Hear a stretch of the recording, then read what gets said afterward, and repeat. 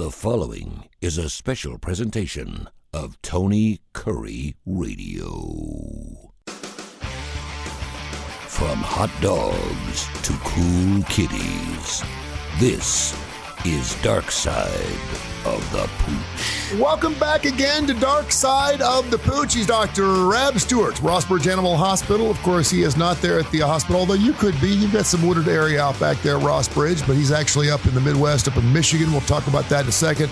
The big show brought to you by, of course, Sasquatch Comics and Toys. Toys and comics. They do fantastic work down their Citation Lane right there in beautiful Homewood. They've got everything from comics in the 60s, 70s, 80s, 90s. They have an unopened toys, all kinds of watches, Legos, you name it. Super huge toy collection down there. And of course, also Ed's Pet World. Been in business for nearly 50 years, Seth. The entire crew would love to see you down there at Ed's Pet World. They are closed on Mondays and Tuesdays, open the rest of the week. Check out Ed's. All right, you're in Michigan, correct? I am. I'm in Pellston, Michigan. What's up in Pellston, Michigan? My father-in-law has been coming up here for over 50 years. He started coming here as a little boy, and there's a lake up here. It's not one of the Great Lakes. It's about 40 minutes south of Lake Michigan. So there's a lake up here he's been coming to. And, as he grew up and got married and had kids, my wife has been coming up here she's only missed one summer. She's 39 years old. She's missed one summer in 39 years. And that was the summer that my second child was born. Mm-hmm. And we come up here and there's no TVs. There is internet now. But there's no TVs. There's just fishing and playing outside and board games. And half of this lake is owned by the University of Michigan. Okay. So only half of the lake has houses on it. So on the 4th of July, this lake will have maybe 8 boats on it total. Wow. That's awesome. And it's here. I'll show you. Yeah, please do. It's not a big lake. Mm-hmm. If you're listening to the show, you can check this video out on, of course, our YouTube channel. Go to the Tony Kurre Radio YouTube channel and to see all the stuff. Oh yeah, what's the name of the lake? This is Douglas Lake. Douglas Lake. Well, it's pretty nice size now. No, I mean it's big, but when we talk about like Smith Lake, yeah, it's clear and it's beautiful. Yeah, we talk about Smith Lake and we talk about Lake Martin. Yep. It's nothing compared to those, but it's really it's nice because it's like real gentle sloping. Mm-hmm. The kids can just get right in and they they don't drown and so it's cool. It's a great family. It's just. Cool. Good for you. That's awesome. I'm so glad you got a chance to get away. That's awesome. We got some emails. I won't keep it too long because, it's summertime and it's vacation time, but there are a couple of things I want to get into quickly. First of all, I want to give you an update on the Frisco dog. You and I spoke briefly. I've got a lot of emails from people, and thank you so much for the prayers. And people were saying, man, we're pulling for Frisco. He obviously had some type of intestinal issue. We don't know if it's cancer or some type of, I always want to call it fibromyalgia. What's the name of the thing you said it was called again? Lymphangiectasia. Lymphangiectasia. Okay. What? Lymphangiectasia. Lymphangiectasia. Okay. Giannis Antetokounmpo. Okay. All right. Oh, yeah. It took me 3 years to get that right. All right. And so we've had him on heavy prednisone. We've had him on this EN dog food, which, by the way, he absolutely loves. His brother has snooped in a couple times, but at $8 or $9 a pound, he doesn't get any of that stuff. But man, he must love that stuff. It looks like Kix cereal. Those little round balls. He absolutely loves that stuff. And what is the stuff I've been spreading? Some type of powder on top of that? What is that? What is that stuff I'm spreading on top of that? Oh, that's crack. Yeah. Trying to get your dog addicted to crack. Well, it's working. Keep coming in. It's working. Keep coming in and buying it. I'm just a drug dealer. That's a probiotic. It's probiotic that helps with overall GI health. Helps when they have diarrhea. It's symptomatic. It's not. It doesn't cure anything. Yeah. But it's a good symptomatic treatment. Helps with diarrhea. The two things that I absolutely love to see, and this goes for my kids too. I love to see them eat. I love to see them poop.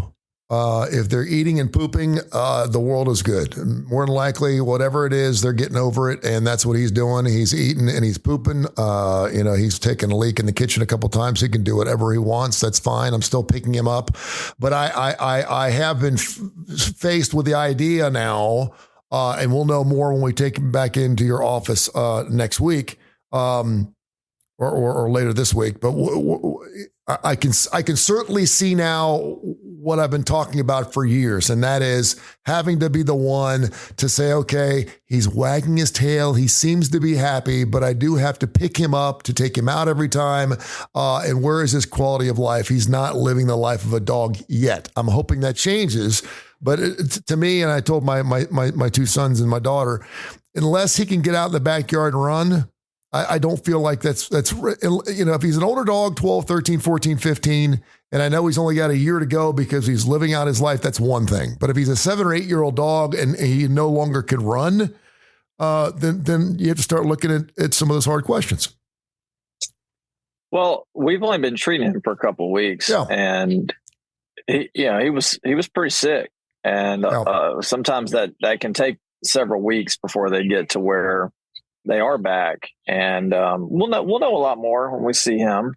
And we repeat some of his blood work, and mainly his protein levels and his red blood cell count, and hopefully those have rebounded. I'm prayerful. I'm it's going to work, and I know that he's been in great hands. And that's Dr. Rab Stewart there, the Rossborough Animal Hospital. They are the best. Have you heard of an animal called Beacon?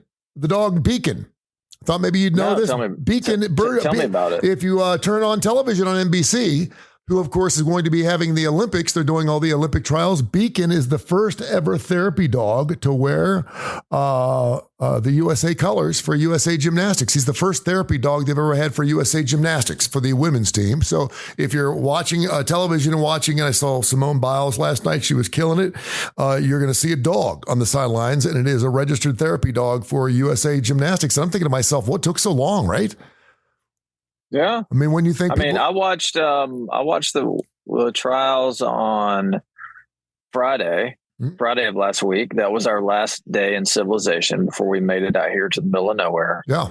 I wish I would have seen Beacon. I didn't see him. He'll be at the Olympics in Paris, so he will be there. All right. He'll be there. So check that out. And also developing story out of Florida, and I don't know how widespread it is. The Humane Society of Tampa Bay has come out with documentation and basically a lot of news stories about the outbreak of a canine influenza. It's highly contagious virus. Has been telling basically people in the entire Tampa Bay area to keep their animals inside, which is that how does influenza work for dogs? I know we certainly have the flu for humans, but is this, if an outbreak is happening in one part of the country, do we need to look out in the rest of the part of the country, or how does that work for flus for dog? We had a big flu outbreak in Birmingham 2 or 3 years ago. Yeah. And so now Tampa is just having the same thing that we had a few years ago, and it'll spread because dogs are always on the move. We have clients all the time. They're taking their pets on airplanes all across the country. So if it's in Tampa, we'll see it. Yeah. We'll see it here, and it's highly contagious. There is a vaccine for it, and the vaccine will help limit the severity of the signs for some dogs, and for some dogs it'll keep them from having symptoms, period.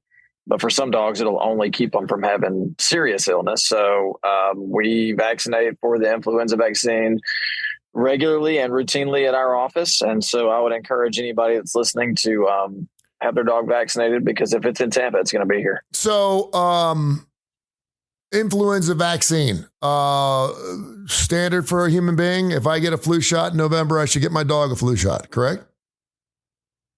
Well, it's not exactly the same thing. We are vaccinating, and the human vaccine is too, but we're vaccinating for 2 specific flu strains. And I'll be interested to know which strain this is in Tampa, because there's basically 2 strains. There's one strain that we haven't seen in a very long time, and there's one strain that kind of pops up every now and then. Yeah. It doesn't. We don't see a lot of mutation in the flu virus in animals.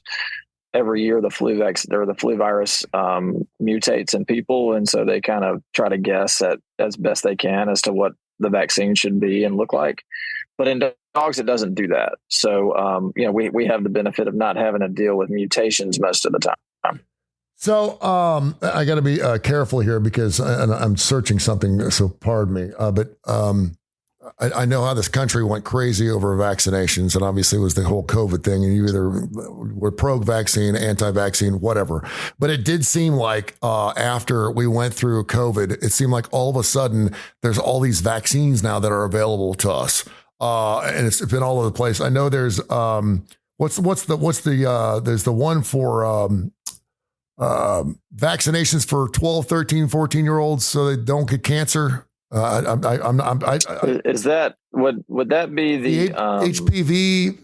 Yeah, human papillomavirus. Yeah, and that's it's one of those things where chances are you don't have to have it, but it can't hurt to have it. But it's something where if you do have it, it can help you refrain from catching some types of cancer later on in life. I hope I've said that correct. But it is crazy because we used to have tuberculosis. We used to have chicken pox. We used to have hepatitis. I forget some of the other ones. We used to have to get shots when you're a baby. And now all of a sudden there's a shingles shot. All of a sudden it seems like everyone's got shingles, and I've got shingles. I didn't realize we all have shingles in our bodies. We already have it in our bodies. It just doesn't rear its ugly head until usually in your 50s. So that's relatively new. And so it seems like and now I'm seeing vaccinations for dogs. So it seems like whenever we have something for humans, pretty soon following, we're going to have the same type of things for animals. What kind of vaccinations are there for cats and dogs that are available? And what kind of vaccinations do you suggest we actually get for our cats and dogs? There are not many new vaccines in dogs and cats. The influenza vaccine is probably maybe the newest, but I mean, it's been out we've been vaccinating against the flu vaccine in dogs for 20 years, if not more. There are core vaccines and there are lifestyle vaccines. Core vaccines are vaccines that every animal needs, regardless of their lifestyle.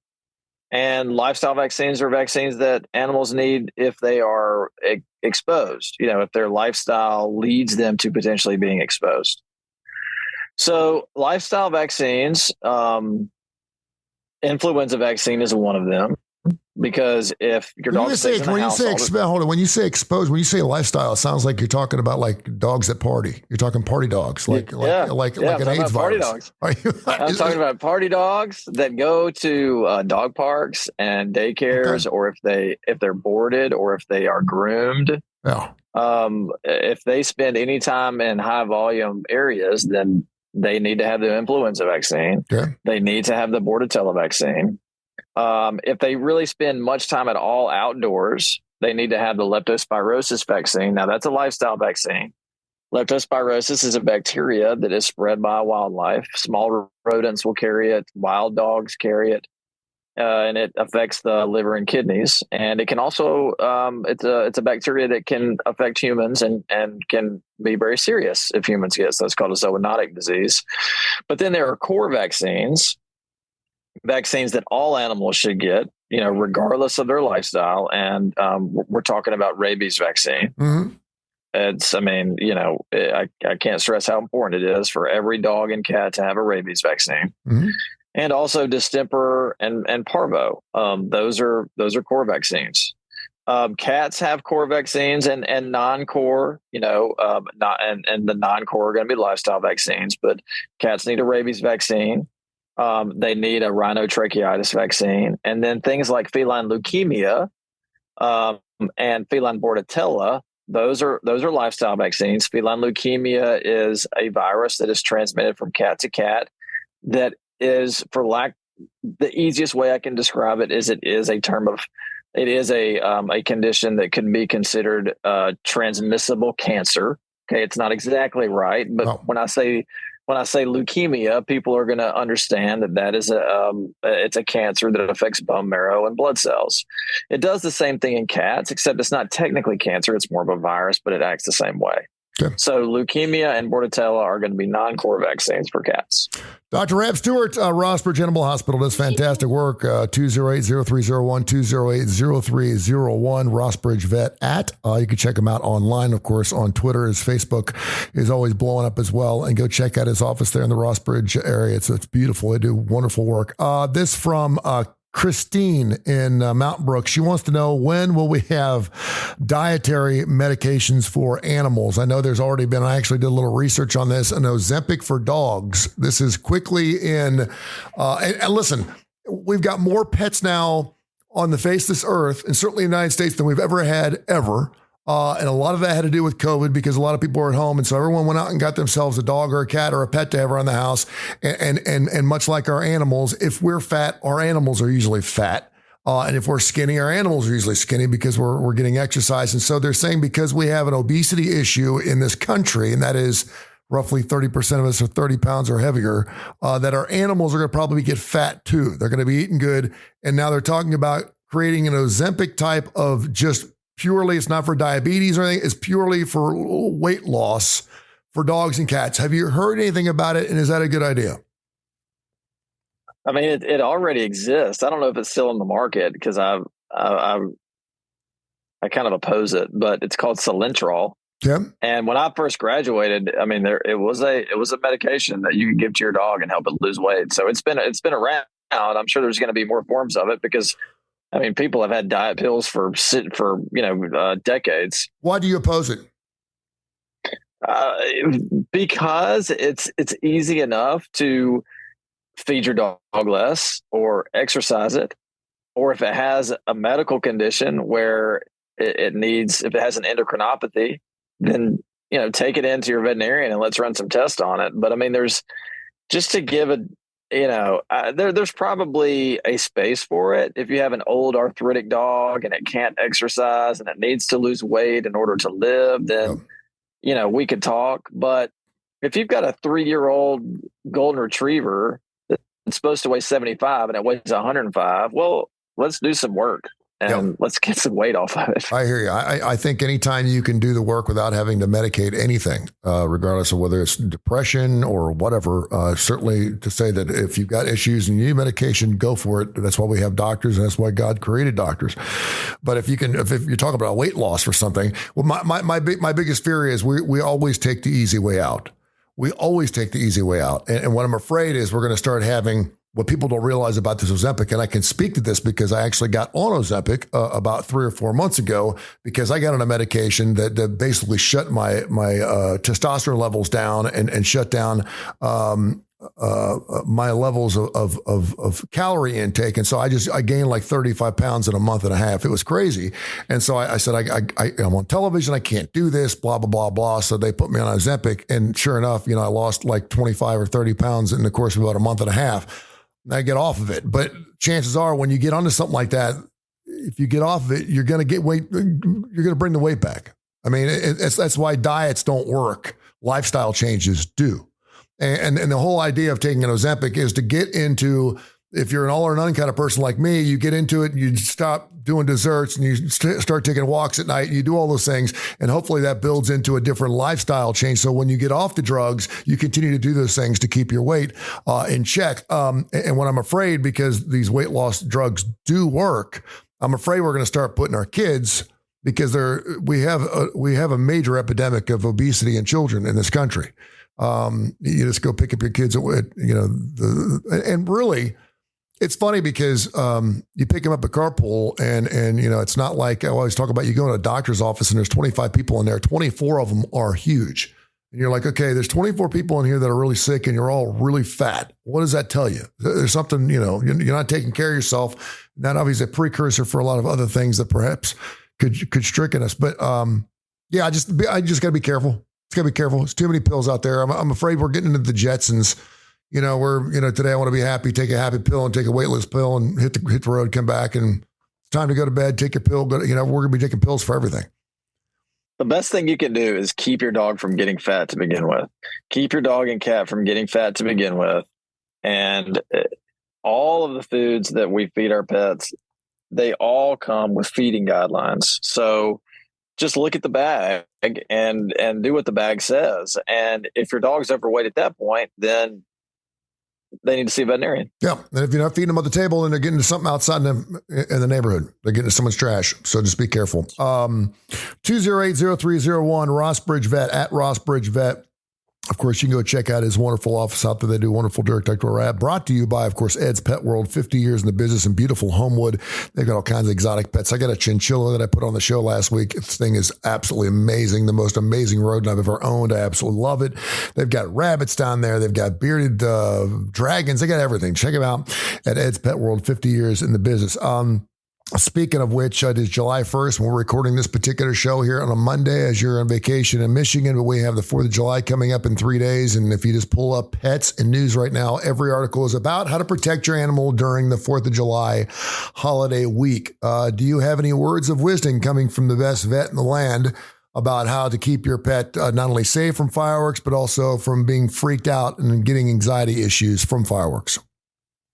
Yeah, keep them away from the fireworks. Dogs will try to run. I mean, they'll try to run up and eat them. Yeah. They'll try to put their mouths on them. So keep them away from fireworks. And there's all kind of there's many dogs that have fear of fireworks. And if it's manageable, then they don't need medication. But there are some dogs that get so fearful they do need medication. So how to tell if they need a medication or not is if they are tearing things up in your house when the fireworks go off, or they're starting to eat the baseboards or tear down the doors, or tear up pillows in your house, then they definitely could use some medication. If they're just panting or pacing, it might be something that you just want to let them ride out. Sure. At our office, we lean heavily on the pet owners. If the pet owners feel like that the dog is really stressed and it's hurting their quality of life, then we're going to give them some medication. But my advice to people is, if the dog is a threat to itself or to your belongings, then it needs medication. If it's just panting and pacing, look, we get nervous too. Mm-hmm. Humans get nervous and we pace, and our heart rate might get a little bit elevated. If that's all it is, let them ride it out. But, of course, if they're doing damage to themselves or to your property, then look into some medication. There you go. Thunder jackets. A lot of people, I've been hearing a lot of people talk about, they've been around for a long time. I mean, and that's basically how we were told when I was younger. You just hold the animal tight to make sure it feels protected and just continue to pet it until it's going to be okay. It's going to be okay. And you just have to do that 3 or 4 times. And usually it starts to work. Sometimes it doesn't, because sometimes when you're talking about thunderstorms and stuff, you could be doing it for hours. But the thunder coat, I've had several people tell me they bought those and those work. So that's something to look into. Thunder jackets will work if your animal likes to be held when they're stressed. If they don't like to be held, thunder jackets aren't going to work. Yeah. Okay, there you go. Dr. Rab, info at TonyCurryRadio.net, info at TonyCurryRadio.net. Keep those emails coming in our inbox. They're fantastic. Great questions. Final question here, and this is good for summertime. This comes from Sarah in Childersburg. She said that every time she goes on a car ride, her little wire fox terrier loves to go on car rides. He gets super excited, but every time he gets in the car, he vomits. And she said, and he vomits more than once. She said, if he got sick one time, I'd put him out, that'd be fine, and we'd be done with it. But it seems like he loves to be in the car. And I know a lot of people are traveling throughout the summer months, going on vacations, and sometimes they love to take their pets. Sometimes they want to take their pets. What do you do about pet sickness? Is there a medication for that? Is there something you can do organically to keep your dog from getting throw up in the car? Meclizine is over-the-counter, 25 milligrams for most dogs. Okay. But if you have a really small dog, you're probably not going to want to give a full 25 milligram tablet. It could take a half or even a quarter, but for most average sized dogs, 25 milligrams of meclizine a couple hours before the car ride. Okay. If that doesn't work, then you can get a prescription medication called Serenia. It's a tablet that works really well too, but all this stuff you're going to want to give a couple hours before you get in the car. If it's motion sickness, that stuff is going to work. If it's anxiety, then that may not work, and we may have to choose a different medication. But the first thing I would do would be meclizine, 25 milligrams for an average sized dog. What about rolling a big fatty? rolling a big fatty. If you are in a state where that is kosher, then go for it. Hey, do you smell the wacky up there in Michigan? It's legal up there, isn't it? Man, there are dispensaries. When you cross over from Indiana into Michigan, all you see are dispensary billboards for miles and miles. Yeah. I don't know, man. We can talk about this. For what's next? Show. Hey, what's next? If we're gonna do that, what's next? Where does it stop? I think the next thing we're gonna do is probably legalize psychedelics, and I'm being serious here because there's already work to make that happen. I think we're gonna start getting into the shrooms. We're already saying that marijuana is going to be like gambling is in sports right now. You used to get thrown out of the sport. Now, if you gamble on baseball or whatever, Pete Rose is out forever, but that's the rule. That was the rule during the time. Now, if you gamble on something, they slap you on the hand because it's everywhere and it's legal everywhere.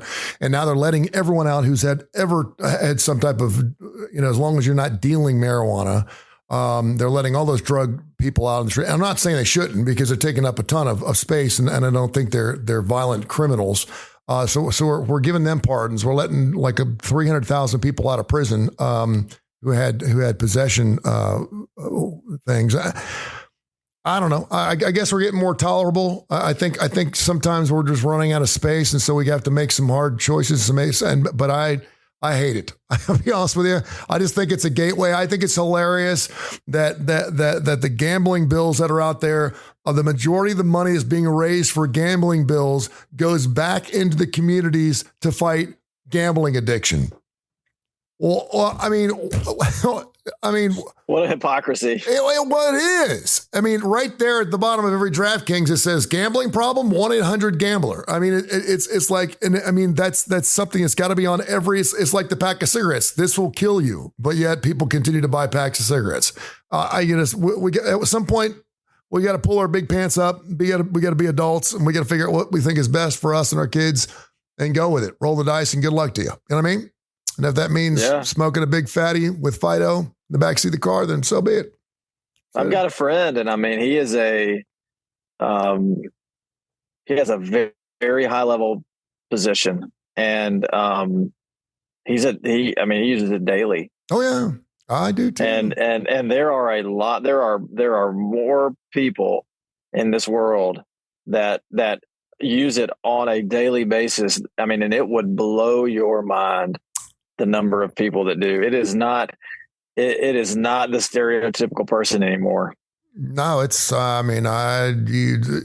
name it. Everyone from priests to pilots, puppet and paupers. I know. I work with addicts and I do these things. I'm part of my service work, and you'd be blown away by some of the people that smoke. My dad, who had cancer at the age of 78, my brother was a big smoker, pretty much a daily user, and he's retired now. He can do whatever the hell he wants, but he was trying to get my dad to smoke because he had cancer, and my dad was like, no drugs, was anti-drugs, and then like about a year before he passed away, he finally picked up a joint and said it was the best thing that he'd ever done. He's like, why the hell did I wait 79 years? My brother's like, I've been trying to tell you since I was 13, this stuff's okay. He's like, wow, I'm super hungry and everything tastes so good. Everything looks so fine and I feel so good. I'm like, yeah. And then he died a year later. So there you have it. So he found it just in time. All right, Dr. Rab, 208-0301. Have yourself a wonderful time in Michigan. Come home and see us. And we'll look forward to seeing you next time we do a show. It'll be the week after 4th of July. So have a happy 4th of July. Enjoy your time. Be careful on the roads, and we'll talk to you when you get back. Happy birthday, America. Greatest country on earth. Treat it that way, everybody. This has been a special presentation of Tony Curry Radio.